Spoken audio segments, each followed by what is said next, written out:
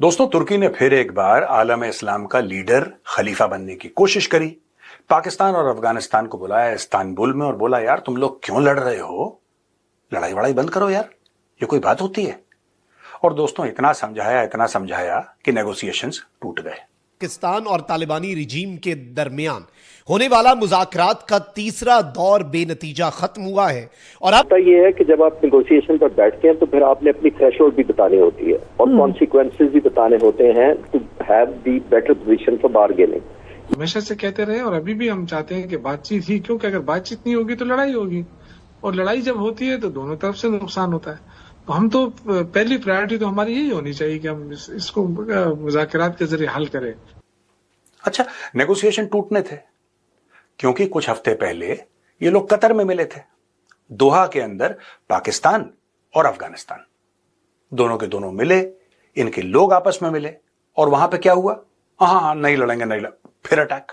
या जो अफगानिस्तान के जेन्युइन, पाकिस्तान का क्या लड़ाई है मुझे बताया ना। अफगानिस्तान हमारे साथ क्या, there is only one issue कि वो जो तहरीक तालिबान या जो फितना अल खवारिज के लोग हैं, इनको शेल्टर और हार्बर करना बंद कर। हम ये नहीं कह रहे कि उनको मारे, आप उनको बंद कर दें। अफगान तालिबान से हर मुल्क परेशान है जो कि उनके पड़ोसी हैं, लेकिन क्या वजह है कि तकलीफ और जो जिस किस्म की वो तकलीफ देते हैं वो सिर्फ पाकिस्तान को देते हैं? क्योंकि हम उनकी बात सुनते हैं, हम वो जिसे कहते हैं कि सॉफ्ट हार्ट अपना लेके आगे उनके आगे आते हैं, वरना उसी तरीके से ट्रीट करें। ईरान के साथ क्यों नहीं करते यार? नमस्कार दोस्तों, स्वागत है आपका भारत नाउ में। दोस्तों, पाकिस्तान और अफगानिस्तान के बीच होने वाली तीसरे चरण की जो मीटिंग इस्तांबुल के अंदर होने वाली थी शांति वार्ता को लेकर, वो अब फेल हो चुकी है और दोनों देश जो है वो एक स्टेलमेट, एक डेडलॉक सिचुएशन में आकर खड़े हो चुके हैं। इस मीटिंग का कोई रिजल्ट ना निकलने की वजह से अब सिचुएशन जो है इस पूरे रीजन के अंदर काफी टेंस बन चुकी है, क्योंकि माना यह जा रहा है कि इसका रिजल्ट ना निकलना वॉर जैसी सिचुएशन दोनों देशों के बीच क्रिएट कर सकता है। पाकिस्तान का यहां पर इस मीटिंग के अंदर साफ साफ कहना था कि अफगानिस्तान अपने यहां से क्रॉस बॉर्डर टेररिज्म जो टीटीपी है उसे किसी भी तरह से रोके, वरना वो खुद एक्शन लेने में बिल्कुल भी हिचकिचाएगा नहीं। उधर तालिबान का ये कहना है कि ये जो टीटीपी वाला इश्यू है ये पाकिस्तान का इंटरनल इश्यू है, और इसके साथ साथ तालिबान ने कहा कि अफगानिस्तान के ऊपर हमला करना और जो ड्रोन से अटैक वगैरह करना, ये पाकिस्तान किसी तीसरे नेशन के कहने पर ये सारी चीजें करवा रहा है। अब किसी भी तरह का नतीजा न निकलने के बाद पाकिस्तानी मीडिया और पाकिस्तानी जर्नलिस्ट जो है वो धमकियों पर उतर आए हैं कि अब पाकिस्तान के साथ किसी भी तरह की कोई भी बात नहीं होगी, सीधी जंग होगी। एयर स्ट्राइक करने के लिए पाकिस्तान जो है बिल्कुल भी हिचकिचाएगा नहीं, तालिबान को यहां पर मुंह तोड़ जवाब दिया जाएगा। तो उधर से तालिबान ने भी वार्न कर दिया है कि अगर किसी भी तरह का हमला अफगानिस्तान की धरती पे अगर होता है तो तालिबान यहां पर उसका मुंह तोड़ जवाब देगा, पाकिस्तान की कमर तोड़ देगा। अब इस मीटिंग का फैसला न आने की वजह से इस पूरे रीजन के अंदर दोनों देशों के बीच वॉर जैसी सिचुएशन जो है वो अब बन चुकी है। अब देखना यह है कि पाकिस्तान किस तरह से इस सिचुएशन को हैंडल करेगा। अगर पाकिस्तान यहां पर अटैक करने की कोशिश करता है तो ये वो चीज भली भांति जानते हैं कि तालिबान भी रिटेलिएट करेंगे, जिसमें पाकिस्तानियों का भी नुकसान बड़े पैमाने पर हो सकता है। दोस्तों, ये अटैक देखिए एक दूसरे के ऊपर चलते रहेंगे, ये नहीं रुकने वाले। प्रॉब्लम कब होती है? जब लोग पोजीशंस ले लेते हैं। आपको क्या लगता है कि ड्यूरेंट लाइन को लेकर अफगान तालिबान कोई समझौता कर पाएगा?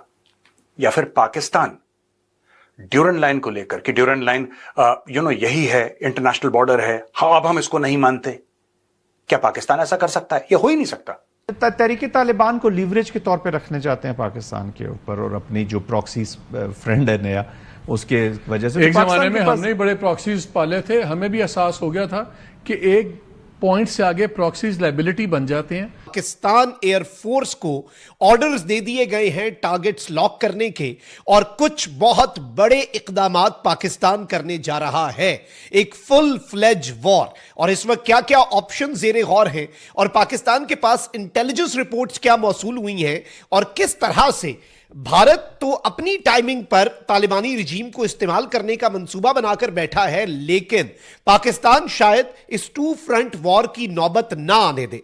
तो अफगान तालिबान ने बोला, एक बार नहीं हजारों बार बोला है कि भाई देखो ये तुम्हारा मामला है। वो जो ग्रुप है टीटीपी, जिसकी तुम इतनी बुराइयां कर रहे हो, जो कह रहे हो अफगानिस्तान में आता, उसका नाम है तहरीक तालिबान पाकिस्तान। वो बड़े फख्र के साथ अपने नाम के आगे पाकिस्तान वर्ड लगाते हैं, यानी कि उनको फख्र है कि वो पाकिस्तानी है। अगर वही पाकिस्तानी फौज को ठोक रहे हैं तो इसमें अफगानिस्तान क्या करे, इसमें तालिबान क्या करे? जो मामलात इंडिया की तरफ चले गए हैं, वहां उनके साथ जो बातचीत हो गई है, ये थोड़े से मेरे ख्याल से वो रिलेक्टेंट है इस चीज के, लेकिन अल्टीमेटली इनको आना पड़ेगा, इसी मायदे के ऊपर आना पड़ेगा, क्योंकि इंडिया प्रॉक्सी वार तो लड़ सकता है लेकिन डायरेक्टली वो नहीं आ सकता है। Pakistan is getting exactly the same dose that it wants to give to its neighbours.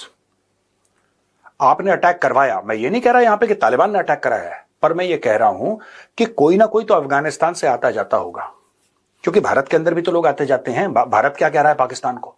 यही तो कह रहा है कि तुम हमारी सरहद पर आतंकियों को भेजते हो, यही तो कह रहा है भारत। अपना ख्याल ये है कि एक तो ये कि हमें अपना वक्त जाया नहीं करना चाहिए, अपने वसाइल जाया नहीं करने चाहिए। हमारा दुश्मन कहीं और बैठा है। हाँ, अफगान तालिबान अगर अपने तौर से अपने तय बढ़ के, अपनी जात से बढ़ के पाकिस्तान के खिलाफ कुछ अफगान तालिबान अमल करते हैं, तो फिर पाकिस्तान को पूरा हक है कि उसको जिस किस्म का भी जवाब दिए। लेकिन हमारा इंटरेस्ट है ना, अफगानिस्तान अगर स्टेबल नहीं है तो we can't have a stable Pakistan. Let me frankly admit this कि स्टेबिलिटी के साथ In the next few hours, Pakistan is bound to take some very important and extreme steps. कुछ ऐसे इक़दामात जो पाकिस्तान दिल पे पत्थर रखकर ना चाहते हुए करेगा, लेकिन पाकिस्तान की सलामती और इलाकाई अमन के लिए वो इक़दामात जरूरी होंगे। Cross border terrorism word use करता है ना, वही अब पाकिस्तान यूज कर रहा है अफगानिस्तान को लेकर। लेकिन पाकिस्तान को एक बात पता होनी चाहिए कि सारे सांप जो हैं, इन्होंने ही तो अपनी आस्तीन में पाले हैं। अगर वो सांप आज डस रहे हैं तो why is Pakistan acting so innocent and surprised? जो लोग ये समझते हैं कि पाकिस्तान ने वो अपनी स्ट्रेटेजिक डेप्थ के लिए किया, this is a nuclear age, Pakistan is a nuclear country, we don't need strategic depth. और वो ये है कि वो टीटीपी को समझते ही नहीं है कि वो कोई टेररिस्ट है, वो समझते हैं कि वो जो भी फ्रीडम फाइटर है, जो भी है। लेकिन फिलहाल आपका दुश्मन तरीके तालिबान पाकिस्तान है, टीटीपी है। वो जहां पे भी है, इस तरफ है, उस तरफ है, कितनी डेप्थ में है, पाकिस्तान के लिए एक वैलिड टारगेट है, और पाकिस्तान को वहां बैठ के वक्त नहीं जाया करना चाहिए, आगे अपने दुश्मन को खत्म करें। जो है उसे एक्सट्रीम स्टेप्स भी उठाने पड़ सकते हैं। काबुल की तरफ से there is no positive response, और अब होस्ट्स को भी लग रहा है कि भाई पाकिस्तान का स्टांस फेयर है, और काबुल जो इनको, मेरा तो ये समझता हूँ कि इनको चाहिए ये कि ये उनको टीटीपी को वाज़ेह तौर पे दे दें कि भाई आप ये हमले बंद कर दें। बिल्कुल, अगर इन्होंने बंद नहीं किए तो फिर ये जाहिर है फिर ये खित्ते में ज्यादा जो है वो मामला खराब होंगे और इनके लिए ज्यादा मसाइल पैदा होंगे, हमारे लिए भी होंगे लेकिन इनके लिए बहुत ज्यादा होंगे। There's a possibility कि अब जो एयर स्ट्राइक्स हैं वो पख्तिका सूबे के अंदर इन दहशतगर्दों की जो हमारी इंटेलिजेंस के मुताबिक हाइडआउट्स है उनको लॉक किया जाए। इसके साथ ही साथ एंड याद रखिएगा कि it is a matter of few minutes for Pakistan air force. ये इन्हें समझ आनी चाहिए कि अभी भी पाकिस्तान जो है वो बड़ा सब्र और तहम्मुल का मुजाहिरा कर रहा है, लेकिन इनकी नीयत ही नहीं है। नजर आ रहा है ना साफ हमें। हम क्या करें भाई, हमारी भी मजबूरी है। We as a state have been forced to do this now. Afghanistan से नहीं हो रहा कंट्रोल, हम खुद कंट्रोल कर लेंगे और इनकी चेक पोस्टें भी उड़ेंगी जो टेरर के लॉन्च पैड्स हैं और जो दहशतगर्दों की ये सहूलतकारियां कर रहे हैं। फिर ये कंधार से काबुल तक इसकी हिद्दत और शिद्दत महसूस की जाएगी। और अब याद रखिएगा कि पाकिस्तान ने इससे पहले भी रहम नहीं दिखाया जो एयर स्ट्राइक्स की थी।